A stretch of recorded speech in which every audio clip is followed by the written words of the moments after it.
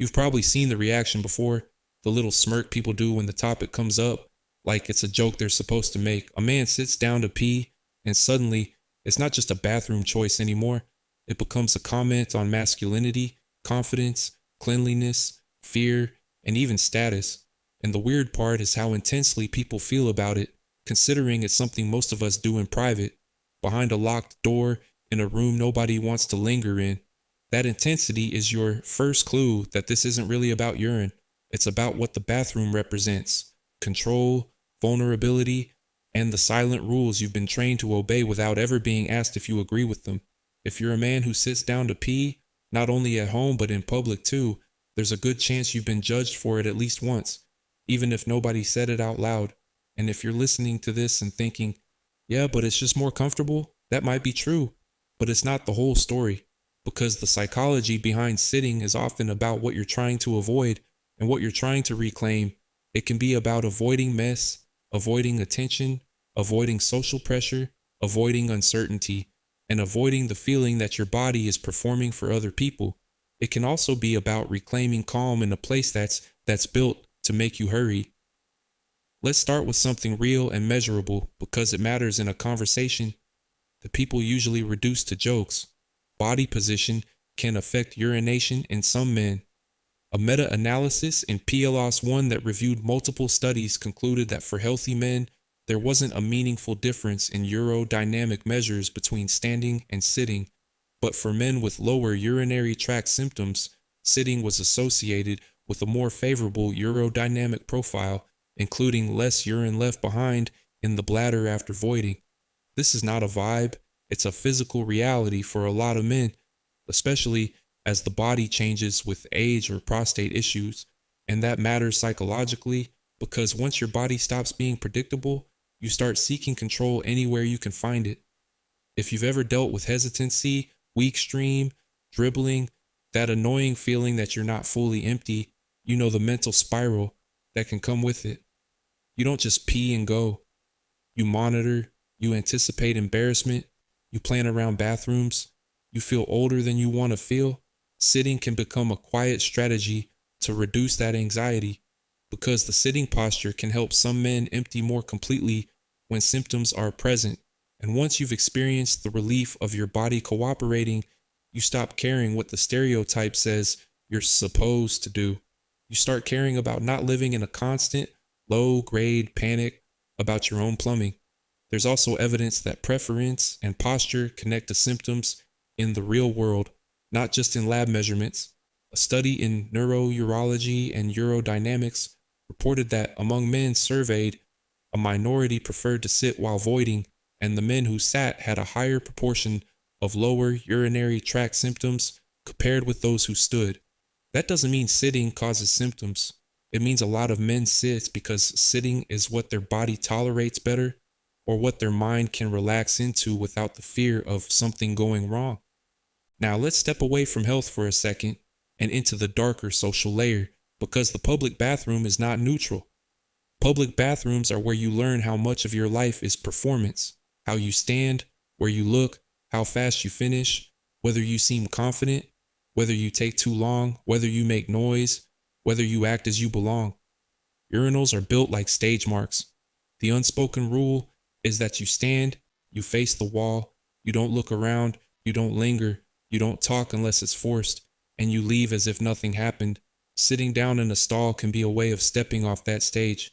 If you sit to pee in public, you're choosing privacy over display. You're choosing silence over proximity. You're choosing a locked door over a row of bodies performing normality side by side. Some people read that choice as weakness because they've been taught that public urination is supposed to look effortless, almost aggressive, like, I take up space and I don't care. But the truth is that choosing privacy can be a form of strength too. It's you refusing to let strangers dictate how you handle your own body. And yes, there's a very practical element too. Sitting is often about reducing mess, not because you're fragile, but because you're realistic. Standing can be unpredictable. Streams split, aim shifts, splash happens, and even if you're careful, a public restroom is not your home. You're not the one cleaning that floor, but you are the one carrying the disgust of walking out. feeling unclean. The part people don't admit is that disgust drives behavior more than logic does. Disgust isn't just you. Disgust is a threat signal. It tells you something is contaminated, unsafe, beneath you, not to be touched. Sitting can feel like a way to contain the whole event, to minimize the chance that it spreads onto your clothes, your shoes, your hands, your mind. But then you run into the strongest counterforce, the fear of the seat.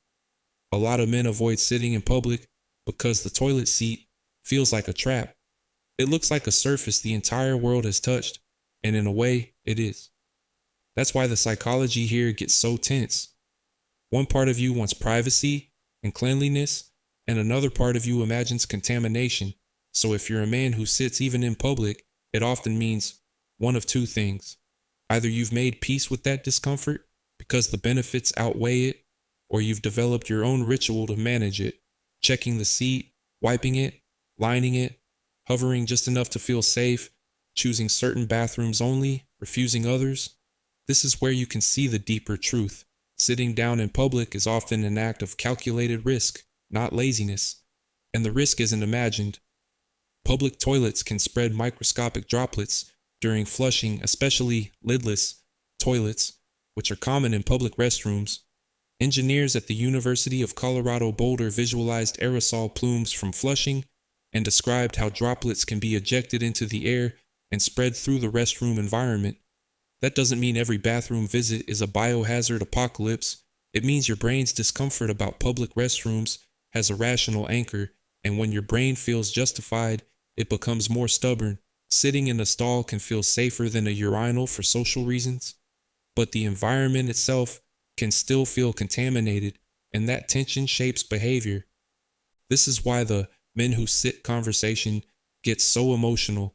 It's not really about sitting, it's about what sitting symbolizes: caution, cleanliness, restraint, privacy, softness, self-care, aging, vulnerability, or in some people's minds, a violation of gender performance.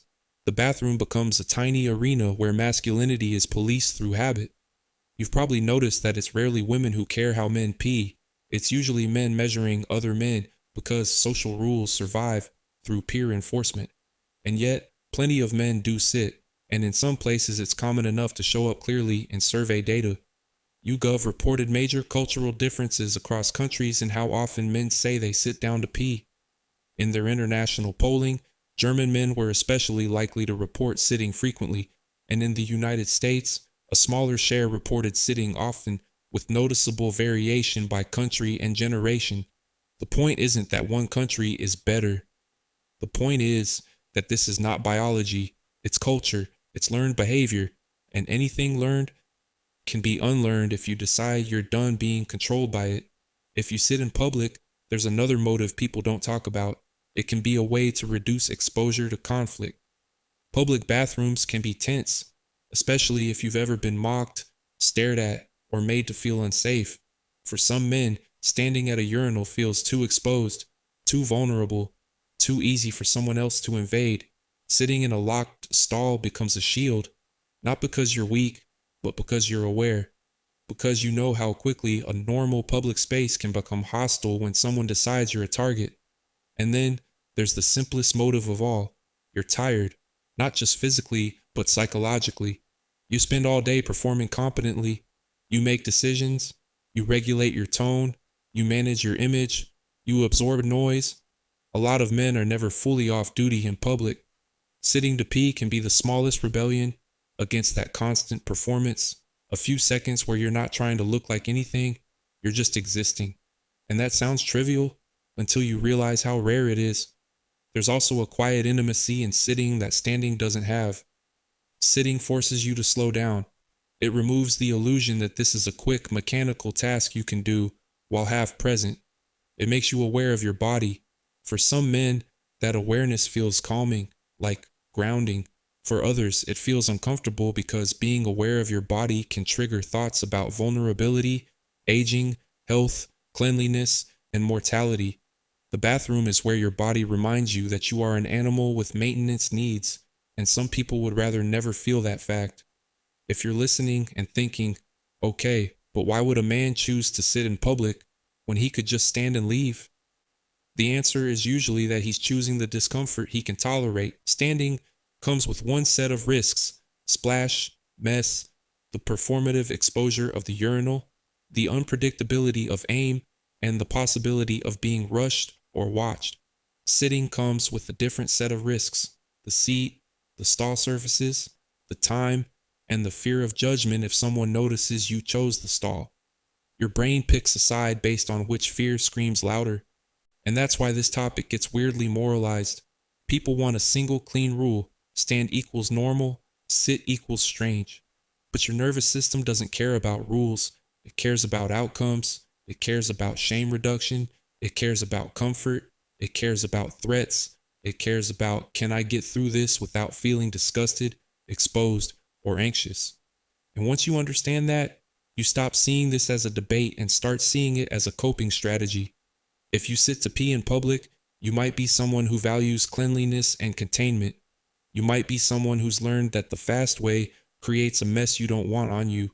You might be someone whose body empties better when you sit, especially if you have urinary symptoms. You might be someone who hates the social theater of urinals. You might be someone who has experienced enough embarrassment to prioritize certainty over speed. You might be someone who's simply stopped performing masculinity for strangers. And if you're a man who stands and you feel a flash of contempt for men who sit, I want you to notice that reaction, because contempt is rarely about hygiene. It's usually about identity defense. It's you protecting a rule you were handed, because questioning it would mean admitting you've been obeying something that never actually made your life better. It would mean admitting your masculinity might have been negotiated in a bathroom without your consent.